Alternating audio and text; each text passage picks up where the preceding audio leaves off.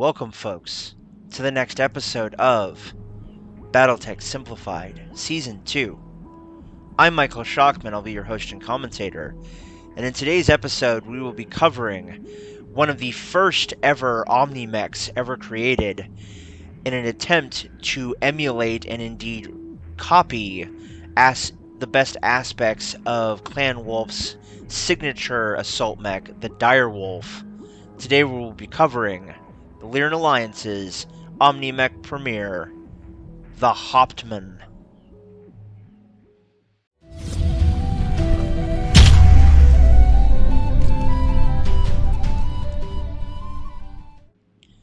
The first Omni-Mech both designed and built by the Lyran Alliance, the Omni-Mech is named after the rank held by officers in the LAAF.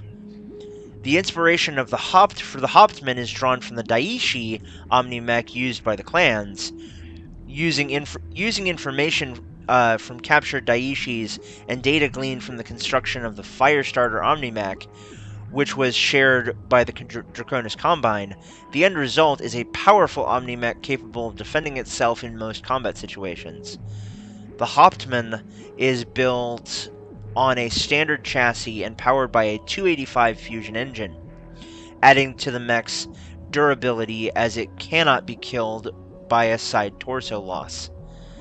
The Hauptmann has 11 double heat sinks fixed on the chassis and can add more if needed in its various configurations.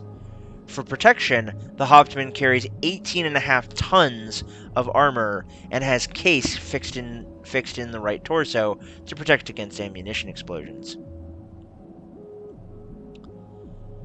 As for the weapons and equipment of the Hauptmann, the primary configuration carries a varied and powerful arsenal. For long-range combat, the Hauptmann carries two ER large lasers as its primary long-range weapons.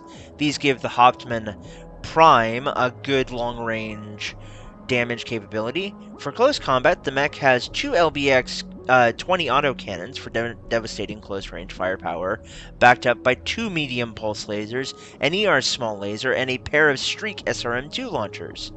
Finally, to protect the mech against enemy electronic warfare systems, the Hauptmann Prime has a Guardian ECM suite. As for my personal feelings on the Hauptmann, ladies and gentlemen, I have used this mech before when I've played MechWarrior 4 Mercenaries, and I honestly have to say, on paper, it seems like it's a great mech. In practice, this might just be my own personal opinion, but I think it's kind of on paper it's great. In practice, it's kind of lackluster. Because although it has a huge amount of weaponry and it is extremely heavily armored, it is not fast enough to be able to get around the battlefield without being pelted and having its armor whittled away, which results in, yeah, you've got a lot of armor, but that armor isn't going to do you any good if you can't avoid getting hit. Or in my opinion, armor is there to protect you when you fail to not get hit, not to protect you because you're going to get hit.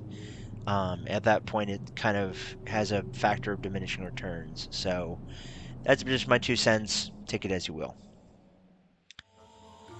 Anyway, folks, thank you so much for joining me on this this video. Hope you have enjoyed. Hope it was educational and enlightening for you as it was for me. If you haven't already, please consider liking the video and subscribing to the channel. Also, be sure to ring the bell icon so you never miss an episode. Last but not least, before you go, be sure to leave a comment down below telling me what you think about the Hauptmann. Do you think it's great on paper but not so good in practice, or do you think it's good in all forms? Let me know down below.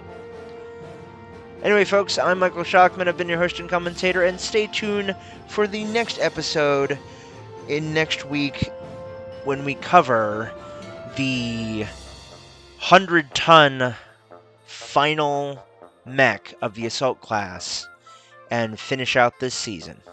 I'm Michael Hauptmann. I've been your host and commentator, and remember, as always, no guts, no galaxy. Later, everybody.